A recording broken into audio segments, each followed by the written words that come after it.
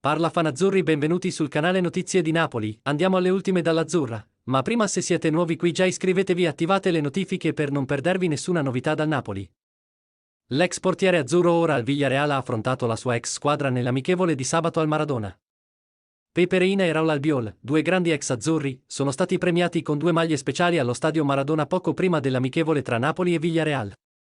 Il giorno dopo la partita, vinta per 3-2 dal sottomarino giallo, l'ex portiere della squadra partenopea ha voluto ringraziare il club e i tifosi per la calda accoglienza ricevuta sabato sera. Reina, ritornare a Napoli è una grande emozione.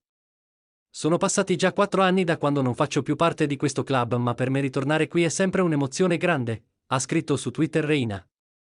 Questa città mi appartiene, la sento mia, qui sono a casa, e questo grazie al calore che mi avete dato e che ancora sento ogni volta che penso a voi. Albiol, porto sempre Napoli con me e anche Raul Albiol, premiato insieme a Reina, ha mandato un messaggio al mondo Napoli dopo la partita. È stata un'avventura molto grande per la mia famiglia, non posso che ringraziare per tutto l'amore che ho ricevuto da questa città, dalla società, dai miei compagni e dai tifosi. Amiamo Napoli e la portiamo con noi, questo giorno è la prima volta in cui torno qui in questo stadio di fronte a questa gente. Forza Napoli sempre! Ehi, fan di Azzurra? Lascia la tua opinione nei commenti perché è molto importante per il Napoli.